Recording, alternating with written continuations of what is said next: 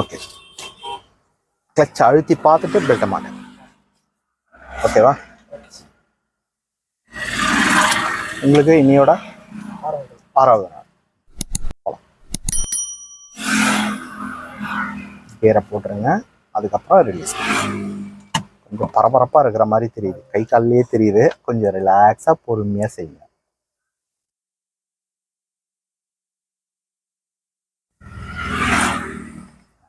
அந்த இடம் கொஞ்சம் ஹோல்ட் பண்ணி எடுங்க.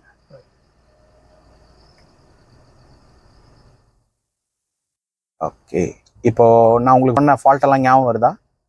அந்த கியர் போடும்போது கை வைக்கிறது, இதெல்லாம் கொஞ்சம் யோசிச்சு அந்த ஃபால்ட்டெல்லாம் வராமல் போட்டுங்க. போதும், ரைட், அவ்வளோ தேவையில்லை.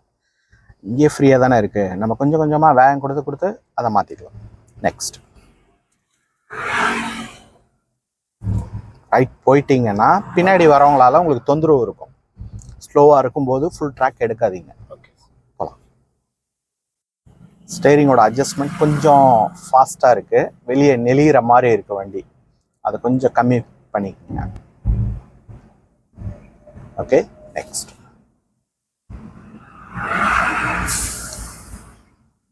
இப்போ நம்ம ஸ்பீட் கொஞ்சம் கூடுதலாக கொடுத்து கியரை மாற்றலாம். ஃபோக்கஸ் ஃபுல்லாக தரையில் வைங்க, எதிர் வர வண்டிங்க மேலே இல்லாமல் பார்த்து.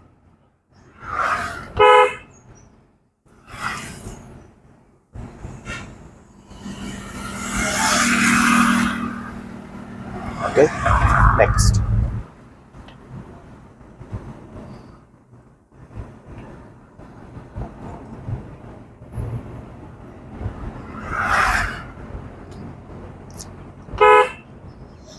இப்போ நீங்க ஆரம்ப கட்டத்துல வந்து நீங்க கிளாஸ் எடுக்கும்போது இந்த லெஃப்ட் உங்களுக்கு புரியாம இருந்திருக்கும்.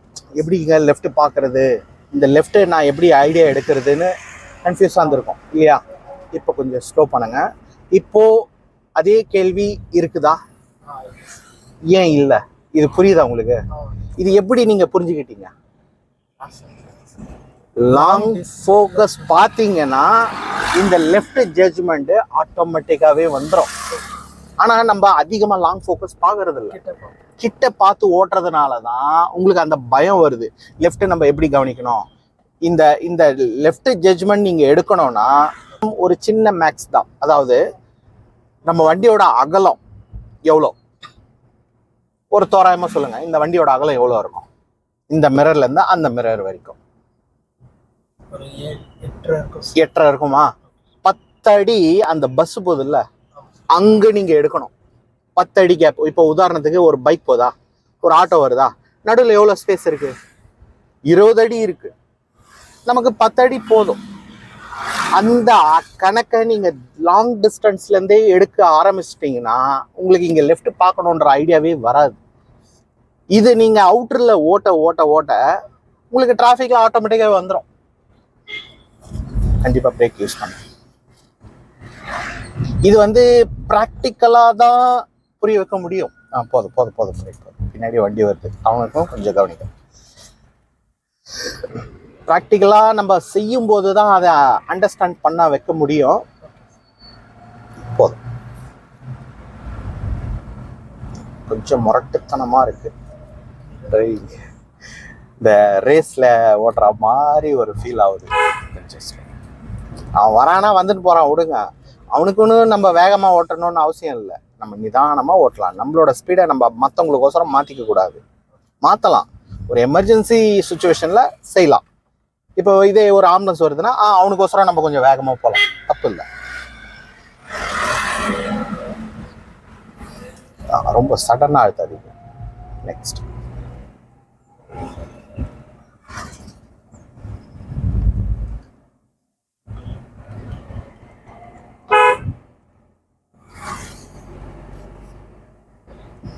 நெக்ஸ்ட்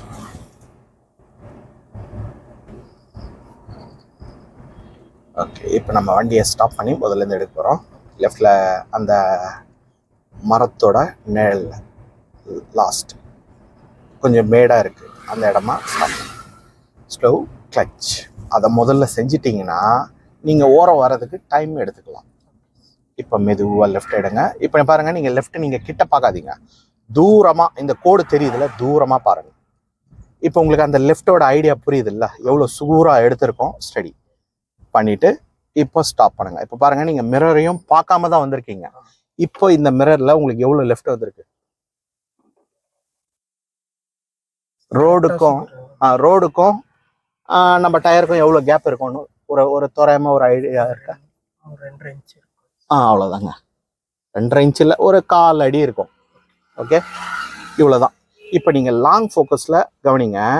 நம்ம வண்டியோட அகலம், வீலோட அகலம் எவ்வளோ இருக்கும்னு நினைக்கிறீங்க?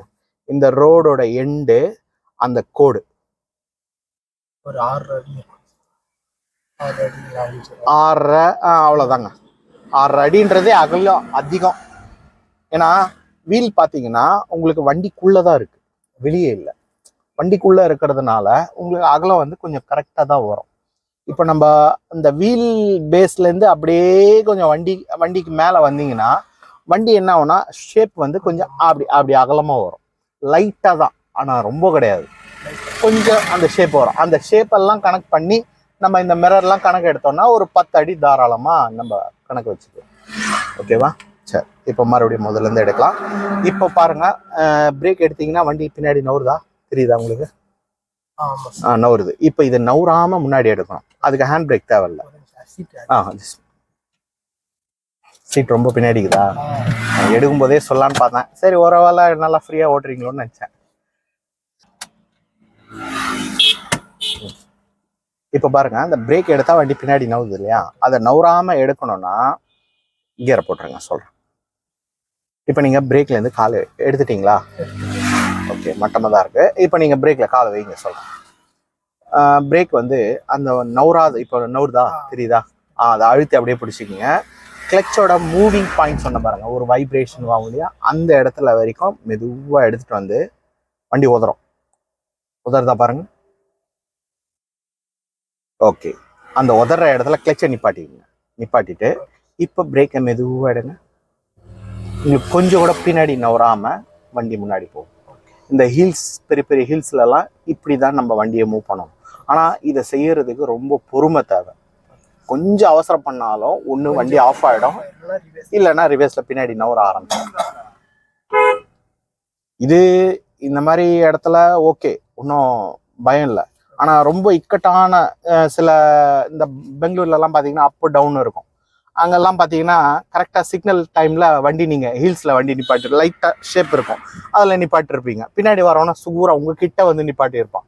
அங்கே எடுக்கும்போது தான் இந்த மாதிரி விஷயம்லாம் நீங்கள் செய்கிற மாதிரி வரும். அதே மாதிரி பார்க்கிங் ஏரியாவில் இந்த மாதிரி சுச்சுவேஷன் வரும்.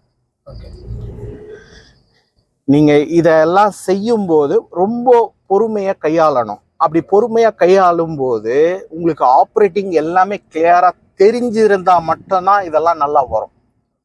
நெக்ஸ்ட், நம்மளுக்கு ஆப்ரேட்டிங் நல்லா தெரியணும்னா எவ்வளோ முடியுமோ அவ்வளோ ஸ்லோவா ஓட்டுங்க.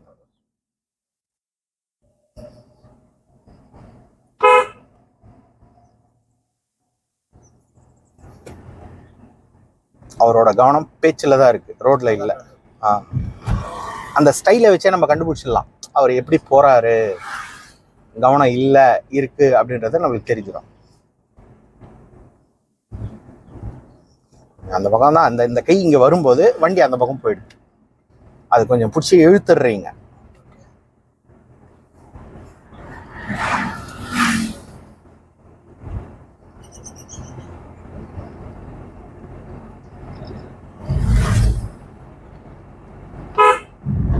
கொஞ்சம் கண்ட்ரோலான ஸ்பீட், ரொம்ப ஹாஷா இல்லாம.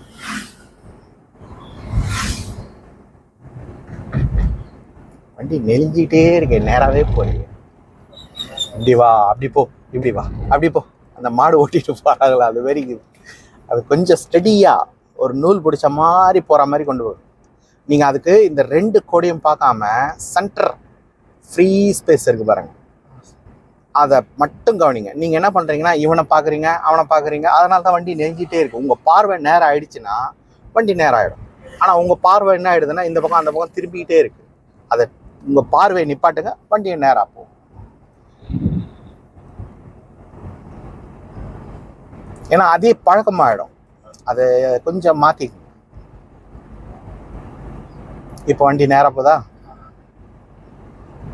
அந்த ஃபால்ட் எங்கேருந்து வருதுன்னு தெரிஞ்சாதான் அந்த ஃபால்ட்டை அரெஸ்ட் பண்ண முடியும் பார்வையால்.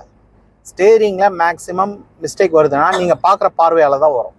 நீங்கள் கரெக்டாக பார்த்தீங்கன்னா அதில் வராது.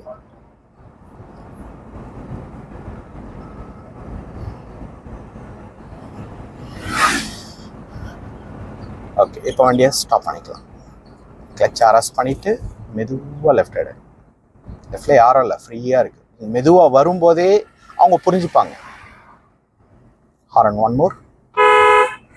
இன்னும் கொஞ்சம். இப்போ மிரர் போதும்.